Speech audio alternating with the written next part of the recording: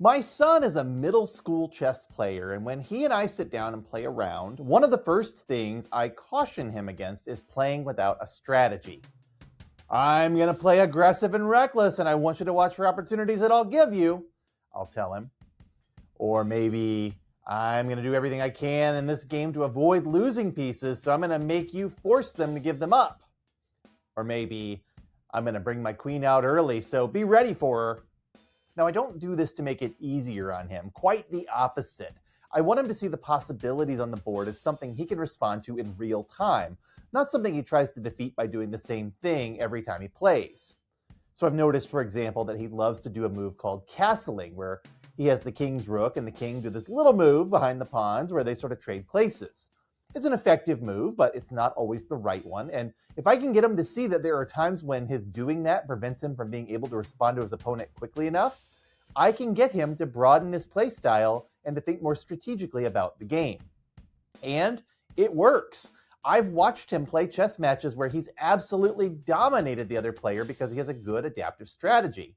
And I've also watched him get crushed because he got in a hurry to do something and didn't realize that he was leaving himself open because he forgot to come up with a strategy first. I try to remind him that he's at a level where knowing the rules and a few fun little tricks isn't enough anymore, because playing competitive chess means everyone else is trying to get better, and so he has to as well.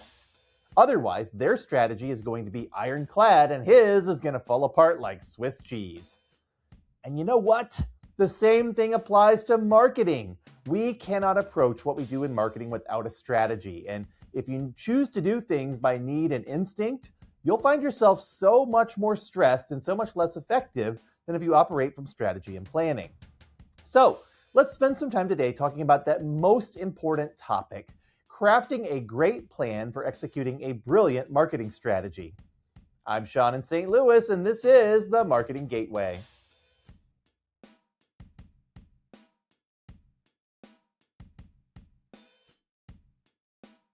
So I teach a class on marketing strategy for MBA students, and one of the first things I tend to notice when those students first walk into the room is they don't know much of anything about how you actually create a marketing plan before you launch a campaign.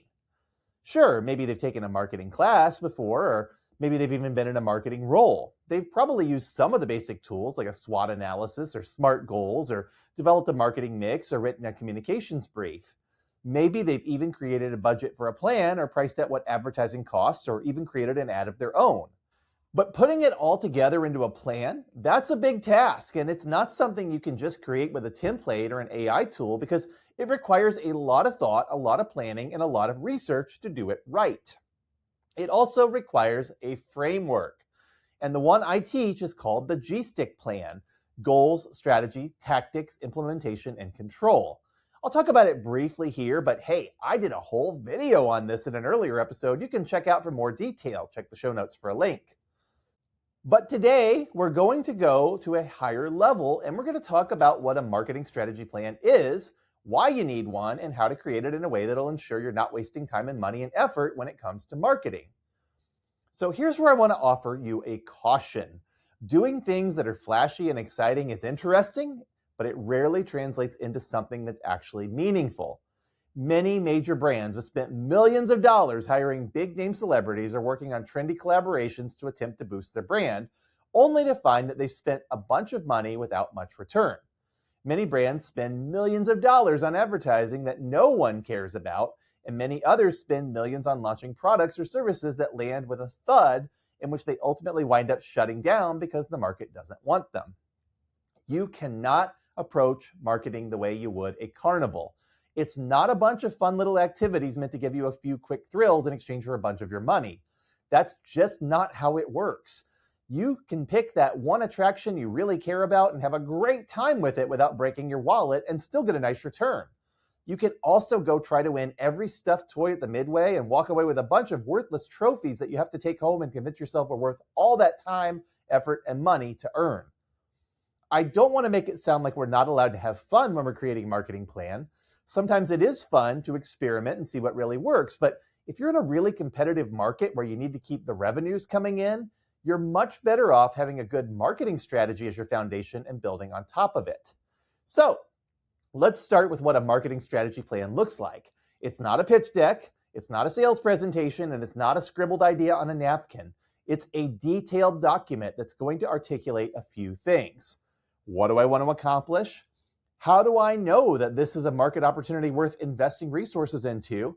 How do I plan to address this opportunity with marketing? How do I execute this plan in terms of people, costs, and time? And how do I hold myself accountable to make sure I actually accomplished what I set out to do? That last point is really important because a good plan is always going to have some sort of measure of accountability built in. What we want to avoid in marketing is exactly what a lot of people criticize marketers for doing: spending a lot of money without being able to demonstrate concrete results. That's no good. We need to have something we're holding ourselves to that is realistic. If we're trying to boost sales, which is honestly what we're often doing much of the time, we need to provide a way of measuring that so we can show what we did. If we're trying to boost brand awareness or interaction, we need to be able to show how that's happening. If we're trying to capture higher market share, we need to be able to show that we're not just capturing market growth. If we're trying to boost referrals, we need to have a way of tracking that, perhaps with a program that rewards our customers so they'll want to ensure referrals are being reported to us. If we're trying to increase foot traffic, we'd better be measuring how many people are coming into our stores and when. Whatever we ultimately want to do, we need to set that goal at the beginning, figure out how and why it's worth our trouble to address it, and then figure out how we're going to be absolutely sure we did what we set out to do. But a lot of people don't really bother with that. And let me tell you why. For a lot of brands and organizations, it's very easy to see a rise in sales, brand awareness, and overall interactions by simply advertising more. That advertising may be traditional methods like print or broadcast or an out-of-home or even mailers. It may also be digital or driven by social media or influencers. And if you've been doing little to no advertising and then you start doing some, you will find a pretty quick return because people who weren't aware of you suddenly are. But advertising is like dieting. It works well at first when you haven't been doing it, but if you want to continue to see gains, you need a strategy because those gains are going to get harder and harder over time. If you're dieting and depriving yourself of all the foods you love, you're eventually going to stop dieting and go back to enjoying cake and cookies and sugary drinks and having bread with a side of bread with every meal. The same is true for advertising. That money you're spending to advertise is going to come from somewhere else that might need it, like staffing or upgrading your office or improving your products or services or paying your executives a higher salary. Eventually, someone's going to eye that marketing budget and want to incorporate part of it into their own. And their best and most logical argument is going to be, advertising is not even working for us anymore. So don't fall into that trap. Instead, think about marketing as an activity that's strategic in helping to grow and maintain a space in a very crowded marketplace. Strategies never work forever. They have to be adapted and changed over time to meet the conditions of the market. What works in good times doesn't always work in bad times. What works in Q3 and Q4 doesn't always work in Q1 and Q2. What works when you're shiny and new doesn't always work when you're seen as being old and out of touch. But being willing to change and adapt will keep you vibrant and keep you focused. And that's why a marketing plan is a good idea. So let's go back to those 5 steps I mentioned. Number 1, what do I want to accomplish? This is the core articulation of what our strategy is about. Something as simple as, I want to grow awareness of our brand among our target market, is completely fine as a starting point. Something bolder, like we're leaving $500,000 in revenue on the table by failing to address this consumer need, is even better because it helps everyone involved to understand what the stakes are and why we need to have a strategy in the first place. By the way, a group of MBA students turned me on to that latter phrase, and I talked about it in my interview with Jolene Schaefer, a professional marketer who was in that group. So be sure to listen to that episode. It is in the show notes. Point number 2 is, how do I know this is a market opportunity worth investing resources into? And if the answer isn't, we've done a lot of research, then let me advise you as a friend and colleague and marketing research professional, you need to do a lot of research, but not necessarily primary research, which is when you hire someone like me to talk to customers or consumers for you through a survey or focus group or interviews. No. What you need to do first is secondary research, which involves looking at case studies and existing data, both internal and external, to see how strong the case really is for the need or opportunity you've identified. Primary research is then useful for filling in the gaps that your secondary research can't address. And I really do recommend primary research as something you should at least consider, even if you conduct it yourself. And once you're done with that, you'll begin analyzing those data to see what support you have to pursue this opportunity. Some of the tools you might use at this stage are a SWOT analysis, a marketing segmentation exercise, a Porter's 5 Forces analysis, a customer journey map exercise, a Keller's brand equity model analysis, an Ansoff matrix, a brand identity prism, a BCG matrix, and even maybe a marketing data dashboard where you compile all of your ongoing tracking information into one place. If you're unfamiliar with those tools, I've already done some episodes on some of them, and you can check out the show notes for a link to an article that provides some detail on all of them. Once your analysis is complete and you've made your case and articulated your opportunity based on research, it's time to move on to point number 3. How do I plan to address this opportunity with marketing? Well, here's the fun, creative part. This is where you get to start thinking about your marketing mix, your tactics, your big ideas, and your cool concepts for how you want to get consumers or customers interested in what you actually have to offer. And this is the actual function of marketing, figuring out how to position something so that it's valuable to the people who will want to purchase or utilize it. This is where you can think about all those things marketers love to talk about, like your brand promise and your brand funnel and your go-to-market strategy and your sell sheets and communications briefs and packaging and distribution plans and all of the other stuff that goes along with getting something ready for the market. This is also where you can start thinking about what roles you'd like agencies to play in helping you fulfill your goals and how you can best utilize them without having to spend millions of dollars paying them to figure these things out for you.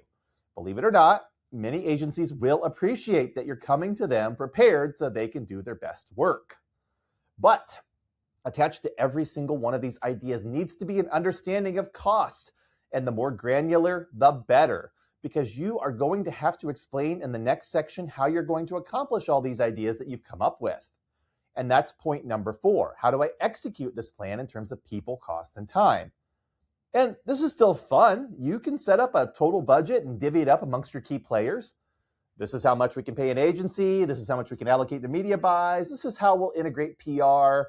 This is the timeline we want to commit to. The more detail you can put into this section, the better equipped you'll be to see things through if you are successful in getting your organization to commit to this plan. You might even want to have contingency plans in place in case things don't work out the way you anticipate they will. And ideally, you can communicate a return on investment here as well so that there's a clear connection between what you want to do and how it'll actually generate something of value. But there's a 5th point you must also articulate there. How do I hold myself accountable to make sure I actually accomplish what I set out to do? You'll need to identify by what metrics you're going to be measured. Figure out your baseline and your goal. Define what success looks like. Define what failure looks like too. Make it very clear how this plan should be measured. Because if you don't, someone else will. And they may be doing it hoping for a chunk of your budget to fund their own priorities. Now, as it happens, the plan I've just articulated is more or less what a G-stick framework looks like, but that plan is pretty formal and has a lot of nuances to each section. You may not need all that detail, so you can use this modified, more open approach I'm suggesting and be just fine. The key is in writing it all down, sharing it with people, revising it, getting buy-in, and then, when it's finally ready, seeing it through. I can't promise every marketing plan will be successful, but I can promise that the exercise pays huge dividends when you approach it thoughtfully. I'm Sean in St. Louis, and this has been the Marketing Gateway. We'll see you next time.